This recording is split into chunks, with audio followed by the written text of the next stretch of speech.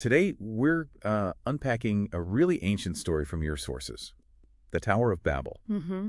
Now, most of us know it as, the origin story for different languages. Right. But it's actually so much more. It's a foundational account, really, explaining these persistent patterns of human division. Yeah, absolutely. And our mission, kind of in this deep dive, is to pull out those surprising nuggets of wisdom for our often fragmented world. And this narrative, it's from Genesis 11 in your sources, and it is incredibly significant. It Right. describes this collective human effort, but it's driven by this really profound pride. That phrase really jumps out, doesn't it? It does. The people wanted to, quote, make a name for themselves. Yeah. And specifically to avoid being scattered over the whole earth. That was their fear. And here's where it gets really interesting, I think. Their initial unity, they had one language, right? Mm-hmm. One common language. That was the very thing that allowed for this huge, ambitious project, almost defiant. Exactly. The unity enabled the ambition. But then, and this is the paradox, that same unity, because it was sort of misdirected towards self-glorification, Yeah. it directly caused the very fragmentation they were trying so hard to avoid. It's just, wow, right at the start. It's a powerful irony. And God's observation in the text is quite stark. What does it say? It says, if as one people speaking the same language they have begun to do this, Okay.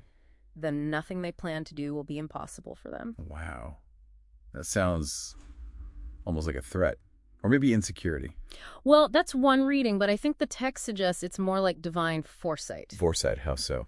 The idea is that unchecked human ambition, especially when fueled by pride and unified like that, it would just lead down a path of accelerating sin, maybe self-destruction. It wasn't sustainable. Ah, okay. So the intervention, Right. confusing their language, scattering them. Yeah. It wasn't just punishment, but maybe more like a preventative measure. Yeah. Precisely. It ironically fulfilled the dispersion they feared, yes, but perhaps as a way to safeguard humanity from its own unchecked potential for negative outcomes. That changes how you look at it, doesn't it? From pure punishment to like a course correction. It does. It reframes the whole event. So, okay, what does all this mean for you listening now in our world, which is, hyper-connected in some ways? But also deeply divided in others. Exactly. How is this ancient story still speaking? Oh, it's remarkably relevant.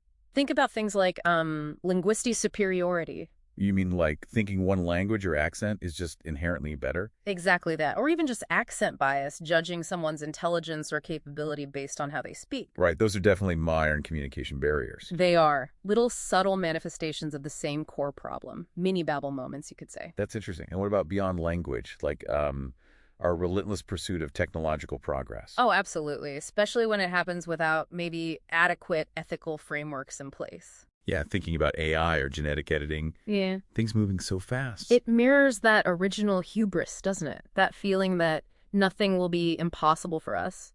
When our ability to innovate outpaces our collective wisdom or ethical reflection, we're essentially building new kinds of towers. Figurative towers. Figurative towers, yes. Yeah. They might seem impressive, technologically speaking, but they can create huge divides or unintended consequences if we're not careful about the foundations. So it raises a really important question then for all of us.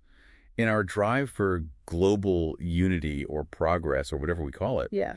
are we actually building bridges that connect people? Or are we just building new, maybe more sophisticated towers that end up dividing us anyway? That's the core question, I think. The story implicitly points towards a different kind of unity. What kind is that? One that's built not on, self-glorification or trying to erase difference, Right. but on things like humility, genuinely shared values, and crucially, respect for diversity. So it's about rebuilding bridges, not just taller towers. Exactly. Finding common ground within our differences, not by eliminating them. True strength comes from that connection, not from uniformity. That's a really powerful thought to carry with you. Maybe ask yourself, what collective towers might we be building today, maybe even unintentionally? And what ethical foundations should we be focusing on instead to build real lasting connections, something to mull over?